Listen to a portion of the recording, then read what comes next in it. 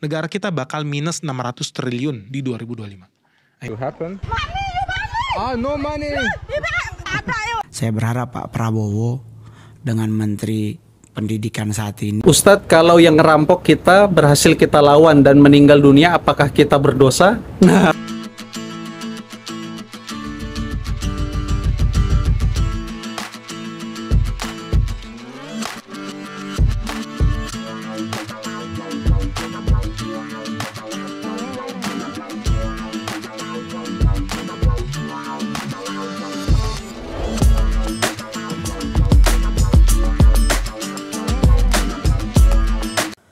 Assalamualaikum warahmatullahi wabarakatuh. Berjumpa kembali dengan Romlia Pratama. Teman-teman sahabatku semuanya, gimana kabar kalian?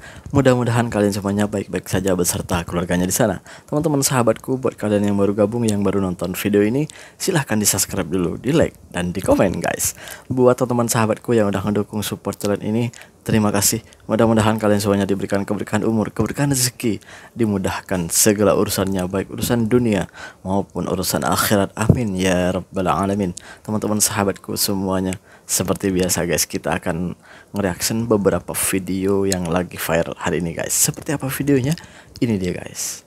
Negara kita bakal minus 600 triliun di 2025. Nah, ini pertanyaan buat kalian. Ini seru nih. Kalau sudah pasti kita tidak bisa berharap kepada PPN 12%, berarti kita harus cari sumber lain dong untuk tambal sulam 600 triliun ini. Pertanyaannya tambal dari mana? 600 triliun.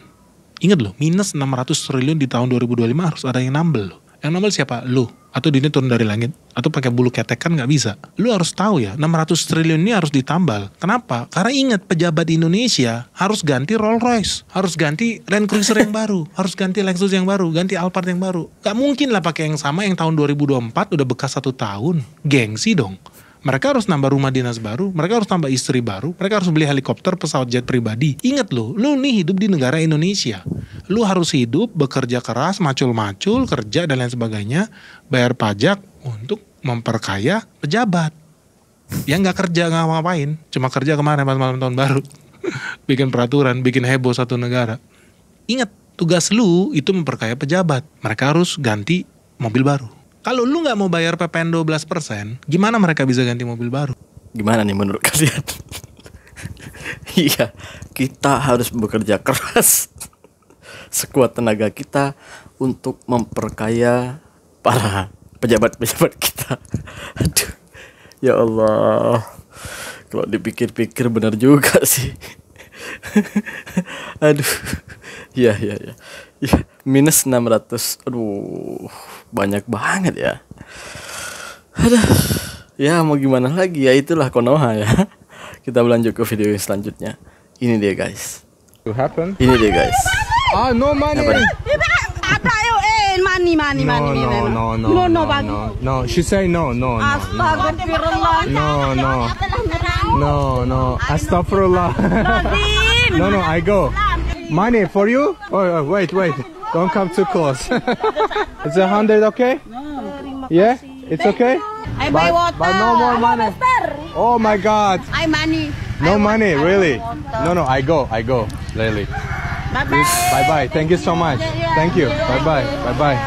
More people are coming from the village. We should get out of here. I'm kind of running away from here. Bye. See you. Yes, go. No. Okay, I go. Thank you. Bye. I had to run out from the village. Sungguh rendahnya bangsa kita ya. Ya Allah. Kang ya. Nasi goreng. Nasi goreng.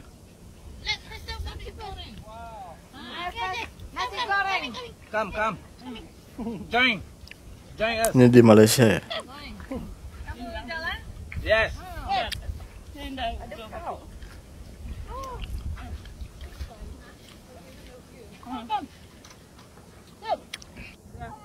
You dari mana? Dari mana? Saya dari USA. USA.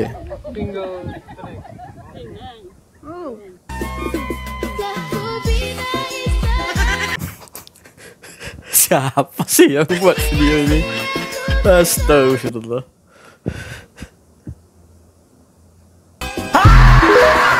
Kadang kita itu terasa malu banget ketika nonton video-video seperti ini guys gitu. Ketika ada turis asing, ada pelancong asing datang ke Indonesia itu, terus rakyat kita dalam bangsa kita itu ada yang minta-minta, ada yang ya Allah gimana gitu guys, kok kayak rendah banget kita gitu.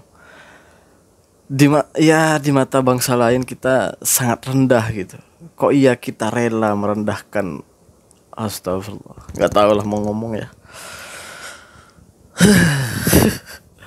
Ya Allah, padahal gue di sini tuh banyak kali, gue kan tinggal di KL, di Kuala Lumpur, jadi gue banyak melihat lah orang-orang KL itu seperti apa, orang-orang Selangor itu seperti apa ketika ada pelancong asing. Buat sini banyak loh orang-orang asing dari US, dari Australia, dari berbagai negara di sini ada. Tapi gue nggak pernah gue lihat orang Malaysia yang bener-bener orang Malaysia ya minta-minta sama turis itu, nggak pernah lihat selama gue ada di sini guys. Bener, sumpah gue berani bersumpah, orang yang asli orang Malaysia ya, bukan pendatang ya, yang asli orang Malaysia ini gue nggak pernah lihat itu semuanya. Bener guys, gue nggak tahu dengan Indonesia tuh gimana. Kita berlanjut aja guys, daripada kita sedih ya ngomongnya. Kita berlanjut ke video yang selanjutnya. Ini dia guys. Saya berharap Pak Prabowo dengan Menteri Pendidikan saat ini, ada 2 menteri kan, pendidikan dasar dan pendidikan tinggi. Kalau boleh di pendidikan dasar dikembalikan lagi tuh Bang pelajaran PMP. Kayaknya sudah boleh dikembalikan lagi. Karena biar bagaimanapun saat ini kita harus mendidik moral bangsa. Sudah tergerus Bang. Sekarang saya ngelihat di daerah kayak saya kemarin kemana, Palangkaraya gitu. Biasa kita manggil orang tua ayah, ibu, ini manggilnya pakai oi. Saya jadi miris, ini anak kok nggak ada otak, itu orang tua lo kok panggilnya oi. Jadi saya berpikir mau ngapain kita belajar tentang kewarganegaraan? Kan kita udah warga negara. Yang kita lakukan sebagai warga negara adalah mendukung pemerintah. Salah satunya apa? Ya mungkin salah satunya membayar pajak, mendoakan mereka. Tapi moral Bang. Sekarang anak-anak kecil kita SMP, SMA kehilangan itu Bang. Moralnya hilang. Gampang membunuh orang, gampang membuli orang, bahkan mengejek orang. Orang tua sudah tidak ditempatkan pada tempat yang sebenarnya. Orang tua kadang saya pernah lihat orang tua keluar lift didorong. Lah kita dulu boro-boro ngedorong, yang ada disambit senang. Ya memang jauh perbedaannya ya.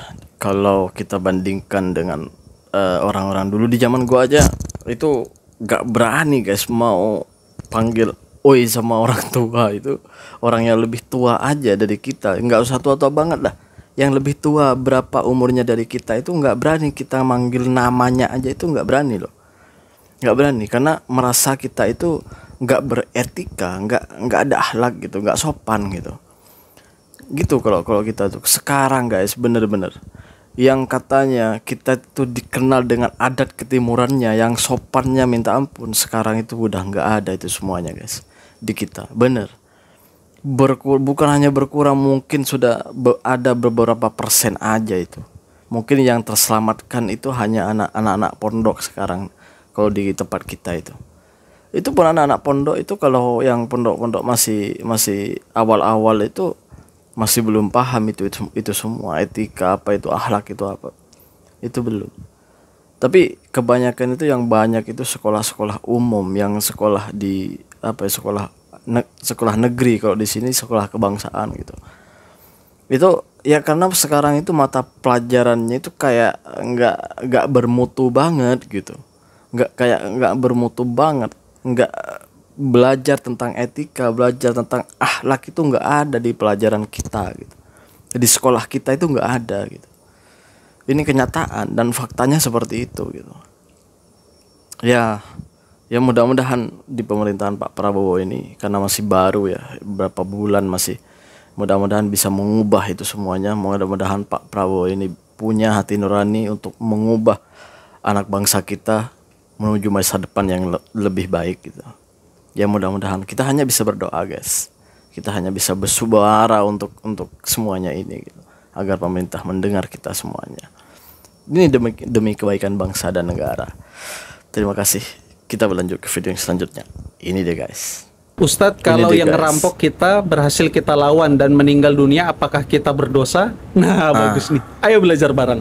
Teman-teman, di video sebelumnya sempat kita bahas, jika seseorang meninggal ketika mempertahankan hartanya, maka ia syahid. Namun, jika si perampoknya yang meninggal, maka kata Rasulullah, huwa finnar. Maka si perampoklah yang masuk neraka, dan kita tidak berdosa. Tapi ingat, ini nggak berlaku di negara Konohagakure, karena yang harusnya korban bisa jadi tersangka kalau melawan penjahat. Bakso. Nah kan baru aja dibilang chef dan share untuk amal jariah kita bersama. Barakallahu fikum. Ya, nggak berlaku di Konoha. Iya benar sih. Kadang yang salah, yang nyata-nyata kita itu dijahatin sama orang gitu. Kita dijahatin sama orang terus kita melawan dan orang itu kalah sama kita gitu. Entah itu meninggal, entah itu pokoknya badannya bonyok gitu. Itu kita yang akan dihukum sama negara. Padahal kita yang dijahatin loh. Kita yang mau dirompak, kita yang mau dibegal gitu. Kita yang di penjara gitu.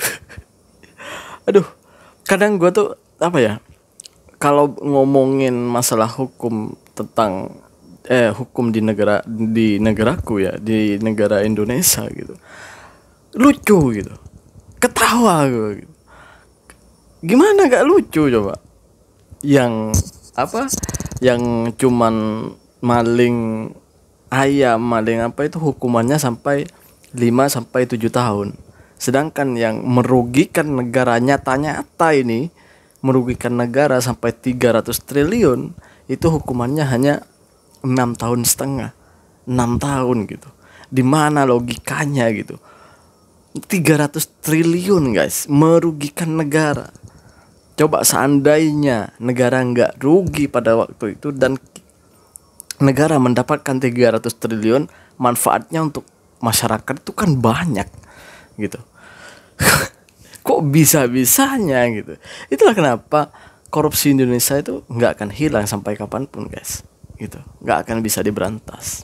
Itulah perbedaannya. Kalau di Malaysia kan memang betul-betul dimiskinkan itu si koruptor.